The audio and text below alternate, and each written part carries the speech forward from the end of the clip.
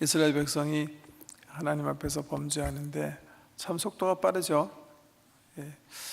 지금 하나님과 성민 계약 맺은 게 얼마 되지 않습니다.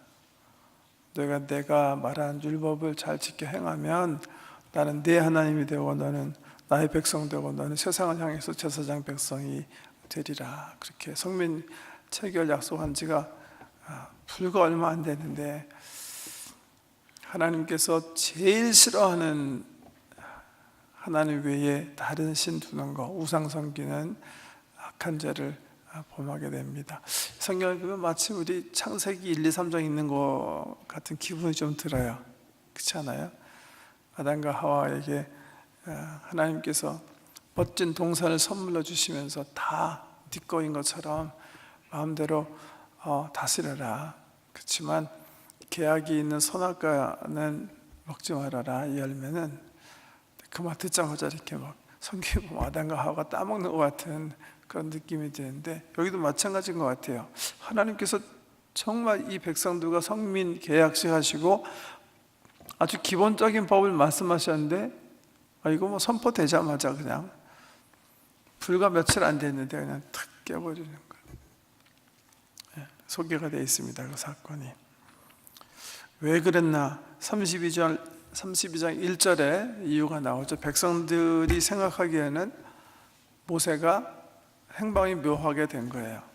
1절 보세요. 백성이 모세가 산에서 내려오미 더딤을 보고 모여 백성이 아론에게 이르러 말하되 일어나라 우리를 위하여 우리를 인도할 신을 만들라. 이는 이 모세 곧 우리를 애굽 땅에서 인도해낸 사람은 어찌 되었는지 알지 못함이니라. 모세가 하나님과 대면해서 이제 하나님께서 이제 계명과 율법을 직접 친히 써주시겠다 해서 산으로 올라갔어요. 지금 며칠 됐습니까? 여기는 안 나오지만 40일 됐어요. 출애굽기 25장 18절에 보면 이제 나와 있어요. 40일 동안 모세가 이제 산에 올라가서 하나님과 대면하고 있는데 40일 동안 모세가 없어졌다. 뭐 사실은 뭐 또 짧은 기간은 아니에요. 왜냐하면 출애굽해서 시내산까지 오기까지 한 달 반 걸렸거든요. 한 달 반 동안 이제 모세 인도함에 따라서 이 백성이 걸음마하면서 이제 우리 주님과 동행했어요. 그런데 한 달 반 동안 지도하던 모세가 그냥 없어진 거예요. 거의 그 비슷한 기간 없어진 거예요. 5일 짧은, 그러니까 40일간 모세가 사라진 거예요. 백성들이 그래서 이제 큰 실수를 하게 되는데 그들의 마음속에 또 잘못된 생각이 하나 있는 게 32절에 나오죠. 보면 이 백성을 애굽에서 인도해낸 분은 누구죠? 하나님이시잖아요. 하나님이 이들과 함께 하는데 이분들이 조금 착각한 것 같아요. 뭐라고 얘기하냐면 우리를 애굽 땅에서 인도해낸 사람은 모세다 이렇게 생각하는 것 같아요. 그 모세가 어떻게 하느냐? 이제 우리는 그러면 가나안 땅에 가기는 틀린 게 아니냐? 우리로 하여금 가나안 땅으로 인도해 줄 어떤 대리자가 있어야 되지 않는가? 그러니까 어떻게 좀 이렇게 이 백성의 관점에서 이해하는 관점에서 얘기하면 글쎄요, 어떻게 보면 이스라엘 백성들이 하나님이 자기들과 동행하지 않는다고 생각하는 게 아니라 하나님과 자기 사이에 중간 역할을 했던 인도자죠. 엔젤 오브 갓 같은 이 미디에이터가 없어졌으니까 그 미디에이터가 필요하다 이렇게 얘기하는 것도 같아요. 그죠?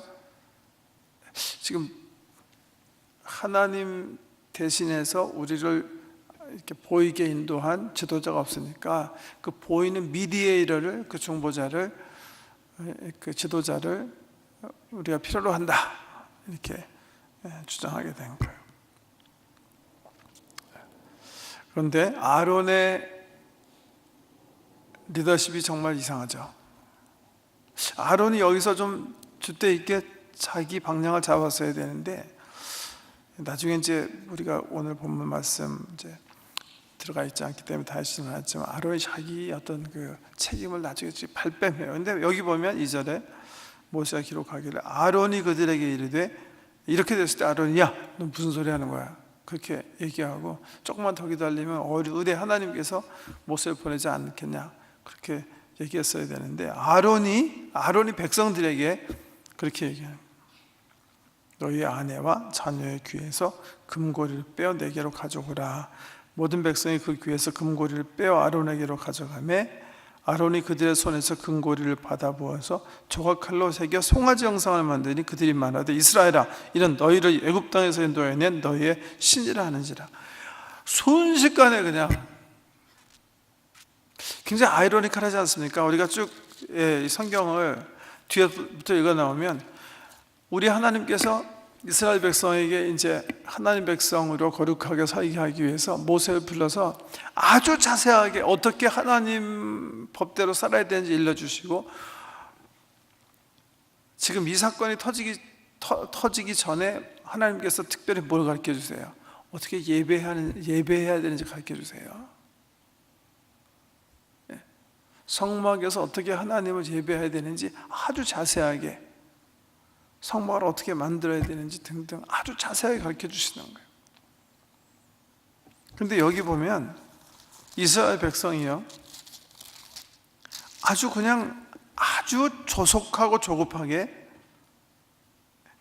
보세요. 지금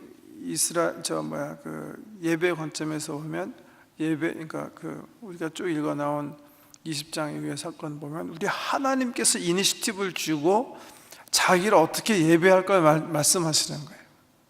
여기서 보면 전혀 하나님 안중에 없고 이스라엘 백성이 스스로 take initiative, 자기 스스로가 뭔가 만들어서 섬겨야 된다 이렇게 결정을 하고, 보면 주님께서 이제 모세에게 말씀하실 때는 성막을 질 때라든지 하나님 섬길 때 기쁨으로 백성들이 가져오는 모든 것을 받아서 해라 이렇게 했는데, 여기 보니까 아론이 좀 이렇게 반강제적으로 얘기해요. 오케이, 내가 우상 만들어야 되고 금속 하나 만들어야 될 테니까 너희 아내나 자녀들이 가지고 있는 그 금부치를 뺏어서 내게 가져와라. 그런가 하면 좀 아까 말씀드린 것처럼 아주 정말 우리 하나님 어떤 하나님이에요. 나중에 이 본문에서 보시면 알 수 있겠지만 하나님은 인격이세요. 인격이요. 행동하시고 생각하시고 말씀하시는 그런 인격이세요. 근데 사람들이 아주 저급한 송아지를 만들어 놓고 움직이지도 못하고 말하지도 못하고 행동하지도 못하고 생각하지도 못하는 그런 사물로 하나님 형상이라고 해서 만들어 놓은, 인격과 전혀 상관없는 어떤 물체를 이렇게 만들어 놓고 하나님 형상화하는, 그러니까 정말 조잡하고 조급한 그런 작업으로 자기네가 섬길 어떤 신의 형상을 이렇게 만드는 거예요. 그리고서는 그 다음 날이 이제 안식일인 거죠. 그 송아지 앞에서 백성들이 즐겨 뛰어놓고 멀고 마시면 도는 거예요. 그 모습을 모세는 몰랐습니다. 그죠? 왜? 산에 있었으니까. 그런데 하나님께서 모세에게 말씀하시는 게 7절에 나오는 거예요. 여호와께서 모세에게 이르시되 너는 내려가라. 내가 애굽 땅에서 인도하여 낸 네 백성이 부패하였도다. 그들이 내가 그들에게 명령한 길을 속히 떠나 자기를 위하여 송아지를 부어 만들고 그것을 예비하며 그것에게 제물을 드리며 말하기를 이스라엘아, 이는 너희를 애굽 땅에서 인도하여 낸 너희 신이라 하였도다. 여호와께서 또 모세에게 이르시되 내가 이 백성을 보니 목이 뻣뻣한 백성이로다. 오늘 본문 말씀에서 제일 중요한 게 저는 10절이라고 생각하는데요. 하나님께서 이제 그렇게 보신 소감을 말씀하신 후에 10절에 보면 모세에게 이렇게 얘기하세요. 그런즉 내가 하는 대로 두라. 내가 그들에게 진노하여 그들을 진멸하고 너를 큰 나라가 되게 하리라. 몇 가지 아주 중요한 그 원리들이 이 말씀 속에 들어가 있어요. 첫 번째 좀 생각해야 될 건 보세요. 이스라엘 백성들이 가끔 그렇게 얘기했죠. 한 달 반 동안 여기 오는 그 시간 중간중간에 우리가 오히려 애굽에서 그냥 종살이 했으면 좋았을 걸. 어떻게 보면요, 하나님 백성 돼서 하나님 은총이 있고 하나님 떠나서 우상 섬기거나 하나님 말씀대로 안 사는 것보다 옛날 그 상태에서 사는 게 어쩌면 좋을 수도 있어요.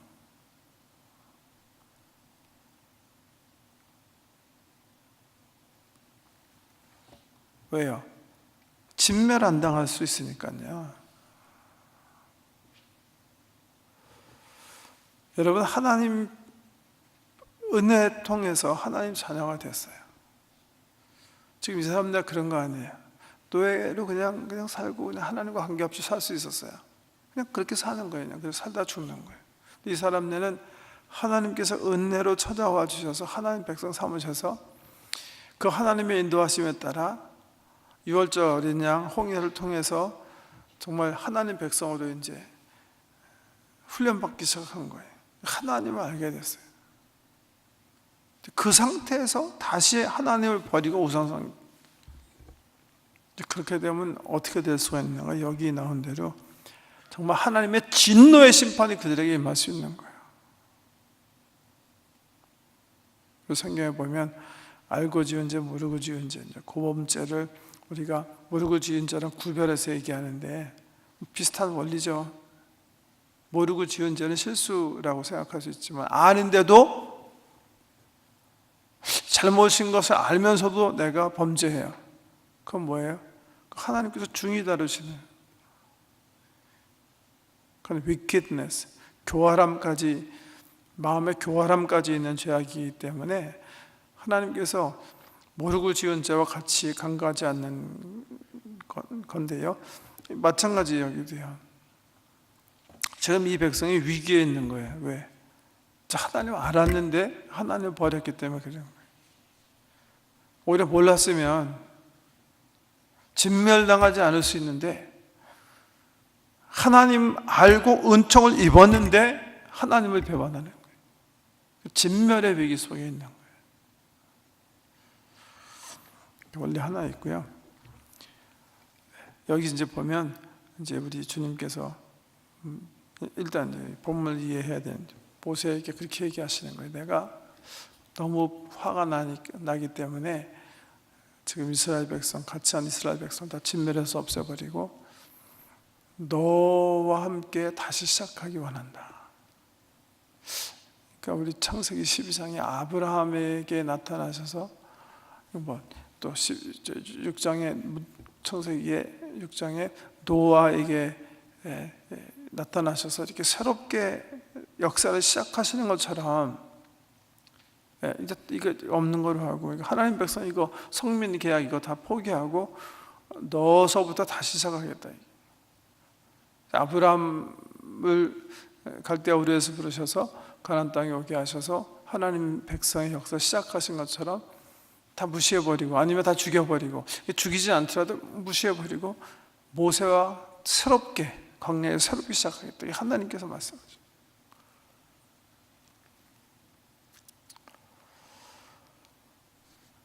근데 모세가 11절 이하에 보면 하나님께서 이 계획을 말씀하셨을 때 지금 자기는 지금 백성들이 무슨 죄를 범하는지 모르는 거예요. 그럼에도 불구하고 하나님께 나가서 하나님의 계획에 반대 발언을 아주 조리 있게 합니다. 세 가지로 나눠서 하는데요. 11절 말씀 보세요. 모세가 그의 하나님 여호와께 구하여 이르되 여호와여 어찌하여 그 큰 권능과 강한 손으로 애굽 땅에서 인도하여 내신 주의 백성에게 진노하시나이까. 이건 어떻게 보면 하나님의 지성과 하나님의 어떤 뭐라 그럴까 상식에 호소하는 논쟁이다. 그렇게 얘기할 수가 있어요. 하나님께서 지금 이 백성을 인도하셨잖아요. 인도와 진노, 진멸 이거는 상극입니다. 이건 말이 안 되지 않습니까? 지금 하나님 인도하고 계신데 어떻게 진멸합니까? 이게 무슨 상식에 어긋나는 일입니까? 이건 서로 같이 갈 수 있는 개념이 아닙니다. 13절에서 12절에서 11절에서 이렇게 얘기하는 것 같고요. 12절에 보면 하나님의 명성에 호소하죠. 어찌하여 애굽 사람들이 이르기를 여호와가 자기의 백성을 산에서 죽이고 지면에서 진멸하려는 악한 의도로 인도하여 내었다고 말하게 하시려 하나이까. 지금 광야에서 이 백성들 다 죽이면 애굽 사람들이 뭐라고 그러겠습니까? 애굽 사람들이, 이방 사람들이 뭐라고 얘기하겠습니까? 하나님에 대해서. 이 하나님께서 괜히 멀쩡하게 사는 사람들 데려다가 광야에서 그냥 시체 만들었다 하지 않겠습니까? 당신의 명성을 생각해야 되지 않습니까? 레피테이션이 얼마나 테인트 되겠습니까? 얘기하고 13절에 보면 마지막, 14절에 보면, 13절에 보면 마지막으로 하나님이 이스라엘 백성에게 약속하신 약속을 근거로 해서 약속을 상기시키면서 이제 중보하는 거예요. 13절, 주의 종 아브라함과 이삭과 이스라엘을 기억하소서. 주께서 그들을 위하여 주를 가리켜 맹세하여 이르시기를 내가 너희의 자손을 하늘의 별처럼 많게 하고 내가 허락한 이 온 땅을 너희의 자손에게 주어 영원한 기업이 되게 하리라 하셨나이다. 그렇잖아요. 아브라함과 이삭과 야곱에게 하나님께서 내가 네 자손 새끼들을 다 죽여버리겠다 그렇게 약속하신 게 아니잖아요. 살려서 바다 모래처럼 많게 하겠다, 하늘의 별처럼 내가 많게 하겠다 그렇게 약속하신 거 아닙니까? 그러니까 그 약속을 붙잡고 모세가 나가서 상기시키면서 하나님 약속에 신실하신 분인데 지금 약속 다 깨시면 어떡합니까? 약속을 지키셔야죠. 약속을 지키셔야죠. 어필하는 거예요. 14절에 보면 근데 성경 기자가 아주 놀라운 얘기를, 여호와께서 뜻을 돌이키사 말씀하신 화를 그 백성에게 내리지 아니하시느니라. 그래서 어떤 분들은 이 중보기도는 하나님의 마음을 돌이키는 힘이 있다 이렇게 가르치는 말씀이 여기에 근거합니다. 우리의 간절한 기도, 우리의 간절한 중보는 하나님의 마음도 바뀌게 한다. 뜻을 돌이켰다. 근데 정말 뜻을 돌이키셨을까요? 돌이키신 건가요? 난 아닌 것 같아요. 왜 아닌 것 같으냐면 10절 말씀이 아닌 것 같아요. 하나님께서 모세에게 얘기하시면서 뭐라고 얘기하세요? 그래서 10절 상반절이 참 하나님이 어떤 분인가 우리로 알게 하는 아주 중요한 말씀이라고 생각해요. 모세에게 하나님께서 얘기하시고, 야, 내가 너희 백성 보니까 그 전까지 정말 한심하고 너무나 고집세고 너무나 정말 이 말아듣는 송아지 같은 그런 목이 그냥 빡빡한 그런 사람들이야. 그래서 뭐라 그러세요? Let me alone. Let me do what I planned. 나로 내가 계획한 것을 하게 해라. 그렇게 얘기하세요. 그 주님의 말씀을 잘 생각해 보세요. 우리 언제 이렇게 얘기하죠?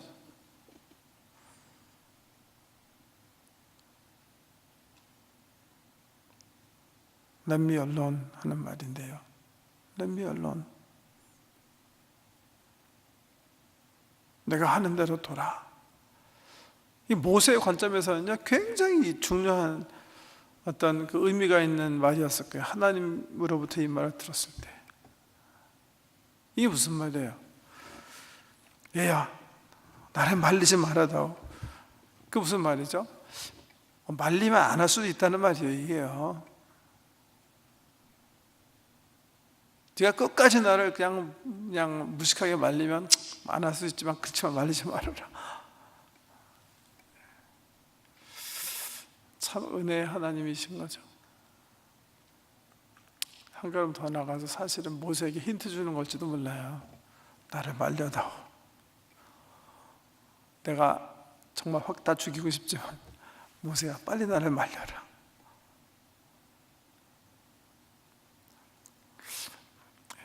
뭐 오래된 얘기입니다만은 또 우리 성도님들한테 봐서 쉬운 얘기지만 정말 오래전에 저희 둘째가 한 중학교 몇 학년 되는지 잘 모르겠어요. 중2, 3쯤 됐나? 내가 이렇게 집에 들어가 봤더니 제 애미랑 이렇게 애가 없어. 어디가 물어보니까 뭐 다들 별로 얘기 안 하려고 그러는데 나중에 알아보니까 제 아내에게 꾸중을 심하게 듣고 둘째가 가출한 거예요. 가출이라 해서 뭐 집을 나가서 안 들어온 건 아니고 몇 시간 동안 행방불명된 거예요. 그러니까 애미랑 우리 아이들은 기다리고 있고, 제가 이렇게 들어가서 조금 더 기다리다가 걱정되기 시작하더라고요. 이제 걱정 한 2시간 하고 나니까 화가 나기 시작하더라고요. 제가 애비로서인지 딱 폼을 잡은 거죠. 문 닫아 걸어라. 걔는 오늘 못 들어온다. 걸어. 찾지 말고 들어와도 문 열어주지 말아라. 분노죠. 걱정이 이제 분노로 변한 거예요. 제가요, 그렇게 화를, 글쎄, 제 아내가 여기 있으니까 반론을 제기할지 모르지만, 저는 제 스스로 이렇게 많이 화난다고 생각하지 않는 편인데, 제가 한번 얘기하거나 말하면 굉장히 또 셉니다, 제가요. 변경하는 거 별로 없습니다. 또 아이들도 그런 줄 알고요. 근데 제 기억에 제가 이제 아이들이 이제 다 커가지고 그 언제 든지 모르겠는데, 제가 이렇게 딱 폼을 잡았을 때 갑자기 그 행동을 취한 제 첫째가 참 고마웠을 때가 있어요. 제가 문 닫아 걸고 찾지 말고 이렇게 오늘 밤 밖에서 자게라. 근데 제 아내는 제가 이제 갑자기 이렇게 막 강경으로 이제 돌변하니까 어찌할 뻔을 모르는데, 제 첫째가 딱 나타나더니 저한테 툭 치면서 Daddy, take it easy, just cool down. What's the matter with you? 그래서 필쳐가지고 저를, 그러니까 제가 막 장글 그러니까 대들락 하려고 하는데 필쳐가지고 Daddy 들어가. 애가 기분 나빠서 그 저쇼가 와서 좀 쿨오프하게 했는데, 왜 아버지가 이렇게 익살해서 그러냐, 보는 척 하면 되지. 물론 이제 그 녀석이 이제 그 당시 벌써 저보다 이제 키도 크고 덩치도 큰 상태라서 이제 밀려나가는데, 제가 참 고맙더라 이거죠. 고마워요. 마음이 컸구나. 마음을 알아주는구나. 얘가 내 마음을 아는구나. 이게 중보예요.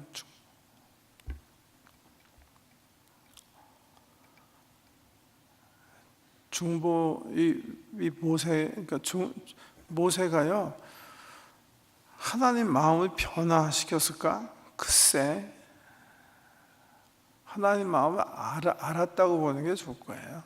하나님은 이스라엘 백성을 이 실수 때문에 다 불고기 만들기 원치 않으세요. 화가 나신 거죠. 또 실수하니까 정말 막 신경질이 난 거죠. 그 마음을 모세는 이해한 거예요. 주님이 모세에게 나타나서, 야, let me alone. Let me do what I plan. 너 말리지 마. 너 정말 말리지 마. 너 말리면 안 돼. 그때 모세가 아는 것 같아요. 아버지 마음을 안 거예요. 그래서 아버지 마음을 위로하는 거예요. 중보는 바로 이거예요. 하나님 마음을 잘 아는 거예요. 요한일서 우리가 공부해 왔는데, 이 장에 보면 요한 사도가 얘기하는 신앙의 아비의 때는 이 창조주 아버지의 마음을 아는 거예요. 아버지의 상한 심령을 아는 거예요, 모세가. 그래서 아버지를 위로하는 거예요. 모세가 하나님보다 더 똑똑하기 때문에 3가지 이론을 펼쳐가지고 하나님 원래 계획하신 거를 번복하게 한 게 아니라, 하나님께서 이 백성을 끔찍이 사랑하고 아끼시는데 실망하고 상한 마음을 모세가 위로하는 걸 거예요. 하나님 아프시죠? 마치 하나님을 꾸짖는 것처럼. 하나님 똑똑하지 않으세요? 왜 그러시는 거죠? 왜 이렇게 흥분하시는 거죠? 이렇게 흥분하시면 될 일입니까? 아버지의 상한 마음을 위로하는, 결국 하나님과 정말 동력하는 거예요. 거꾸로 생각해 보세요. 야, 문 닫아 버려라. 그놈 오늘 못 들어와. 근데 제 첫째가 나왔습니다. 아버지 잘 생각하셨습니다. 그놈은 정말 나쁜 놈이니까 호적에서 파버립시다. 그런 못된 놈. 그래서 어떻게 될까요? 그놈이 죽는 거죠. 아버지 마음을 이해 못하는 거예요. 그건 성숙하지 못한. 모세는 하나님 마음을 아는 거예요. 하나님 마음을 위로하는 거예요. 여기 보면, 후에 보면 이제 모세가 하나님께서 하나님 이렇게 마음 위로한 다음에 15절 이하에 이렇게 내려와서 돌판 가지고 내려오는데, 주님 하나님께서 자세하게 말씀 안 했잖아요, 그죠? 무슨 일이 어떻게 벌어지는지. 내려와서 보니까 이 백성들이 정말 막 금송아지 만들어 놓고 막 거기서 예배하고 난리친 거예요. 막 화를 이기지 못하고 돌판 던져가지고서는 처음 십계명 깨버리고, 그 다음에 20절 보니까 어떻게 했어요? 20절, 모세가 그들이 만든 송아지를 가져다가 불살라 부수어 가루를 만들어 물에 뿌려 이스라엘 자손에게 마시게 하니라. 이거 보면 좀 살벌하죠, 그죠? 모세 대단한 카리스마죠. 이 송아지 뭐로 만들었죠? 금으로 만들었어요. 근데 뭐를 변하는 거죠? 똥으로 변하게 하는 거예요. 애굽에서 가지고 나온 귀한 하나님께서 주신 선물들인데, 그 선물을 이스라엘 백성이 우상 만드는 데 사용했어요. 그래서 모세가 어떻게 해요? 녹여서 물 가려서 물 마시고, 변으로 다 배설해서 없어지죠.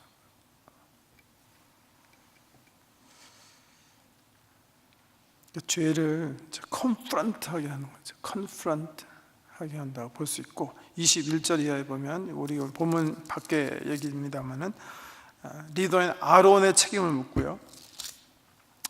25절 이하에 보면 이제 돌이키는 기회를 얘기해요. 이게 중요한 말씀이니까 좀 쫙쫙 읽겠습니다. 25절 말씀. 모세가 본즉 백성이 방자하니 이는 아론이 그들을 방제하게 하여 원수에게 조롱거리가 되게 하였습니다. 이에 모세가 진문에 서서 이르되 누구든지 여호와의 편에 있는 자는 내게로 나오라 하매 레위 자손이 다 모여 그에게로 가는지라. 모세가 그들에게 이르되 이스라엘의 하나님 여호와께서 이렇게 말씀하시기를 너희는 각각 허리에 칼을 차고 이 문에서 저 문까지 목례하며 각 사람이 그 형제를, 각 사람이 자기 친구를, 각 사람이 자기 이웃을 죽이라 하였느니라. 레위 자손이 모세의 말대로 행하며 이날의 백성 중에 3,000명가량이 죽임을 당하니라. 모세가 이르되 각 사람이 자기 아들과 자기의 형제를 쳤으니 오늘 여호와께 헌신하게 되었느니라. 그가 오늘 너에게 복을 내리시리라. 죄 범했어요. 우상 숭배하는 큰 죄를 범했어요. 그래서 죄 범한 백성에게 모세가 어떻게 해요? 회개할 수 있는 기회를 주는 거예요. 여호수아가 나중에 가나안 땅에 들어가서 한 것처럼 오늘 택하라는 거예요. 여호와를 선택하든지 그대로 있든지. 그래서 죄범한 백성이 여호와를 선택하지 않고 남아있는 3,000명을 레위인이 다 죽이는 거예요. 30절 이하에 보면 모세가 다시 이 죄의 진상을 다 알고 하나님께 나와서 다시 중보하는 이야기가 나와요. 유명한 중보죠. 하나님, 이 백성이 당신 앞에 죄를 졌는데 용서해 주십시오. 용서하지 않으시려거든 제 이름도 그냥 삭제해 주십시오. 생명책에서 중보합니다.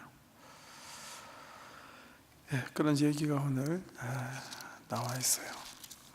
두 가지 교훈 얻어야 되겠는데, 하나는 아까 말씀드린 것처럼 중보에 대한 아주 중요한 교훈이에요. 하나님은 정말 이렇게 오픈엔디드인 것 같아요. 또 우리와 함께 일하시기 원하시는 것 같아요. 항상 이 멋진 우주를 만드시고 구원의 역사를 이끌어 나가시면서 함께 이 귀한 뜻을 이룰 사람들, 일꾼들을 찾으시는 것 같아요. 그 일꾼 되셔야 돼요. 모세 같은 사람이 되셔야 돼요. 그게 중보자예요. 그게 하나님의 일꾼이에요. 하나님의 일꾼은 뭐예요? 하나님의 마음을 아는 분들이에요.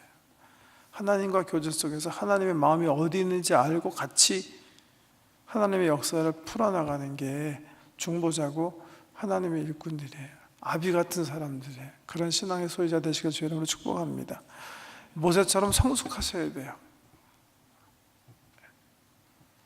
두 번째는 우상 숭배에 대한 경고인데, 성경에 보면 보세요. 나중에 이스라엘 역사를 살펴보면 북왕국 이스라엘이 여로보암의 우상 때문에 결국 하나님께서, 궁극적으로는 우상이거든요. 하나님 말씀대로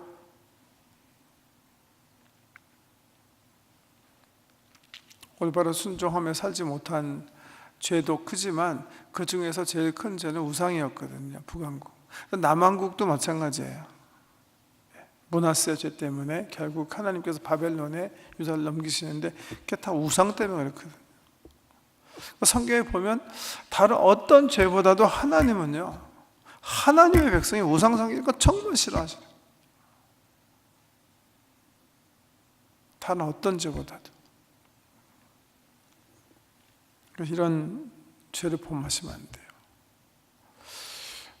그래서 좀 이렇게 생각해 봐야 되는 게, 우리들이 이렇게 사랑하는 우상은 뭘까? 경배하는 우상은 뭘까? 그건 제가 생각하기에 바울 선생님께서 디모데 후서 3장 1절에서 4절에 걸쳐서 잘 우리에게 설명해 주신다고 생각해요. 뭐라고 얘기하시냐면, 말세에 고통하는 때가 이르리니, 이게 무슨 말이냐면, 이건 이제 말세에 고통하는 때다. 아시죠? 무슨 말인지. 주님 오시기 전에, 그러니까 말세라는 게 주님 승천하신 때부터 주님 오실 때까지가 말세거든요. 성경에 in the last day. 근데 이 말세 가운데 고통하는 때는 어떤 때예요? 마지막 환란 때 얘기하는 거거든요.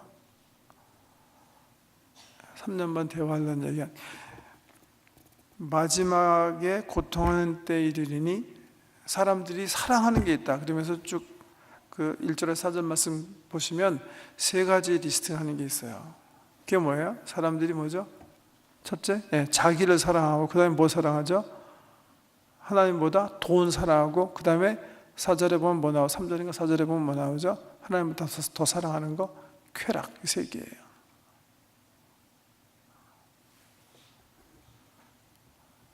우리 현대인이 바울이 예견한 이 예언에서 자유롭습니까? 이게 우상이거든요. 주님 오시기 전, 지금 우리가 살고 있는 시대 우상이 세 가지라고 바울이 예견했거든요. 하나님보다 자기 사랑한다, 더. 하나님보다 재물, 돈 더 사랑하는, 또 하나님보다 쾌락 더 사랑하게 될 것이다. 이 세 가지. 옛날 사람처럼 막 뭐 이상하게 만들어 놓고 뭐 거기다 비나이다 이런 건 안 하는데,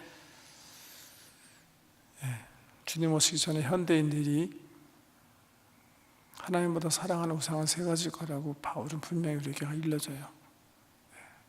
한번 생각해 보세요. 우리가 하나님의 은혜 가운데 순례길 향해서 천국 향하면서 바울이 경고한 이 세 가지 우상을 우리 삶 속에 모시고 사는 누를 범하면서 하나님의 진노 밑에 있지 않는가. 로마서 1장 보면 우리가 돈이나 자기나 쾌락이나 이거를 하나님보다 사랑하잖아요. 그럼 하나님 어떻게 하세요? 그냥 내버려 두세요.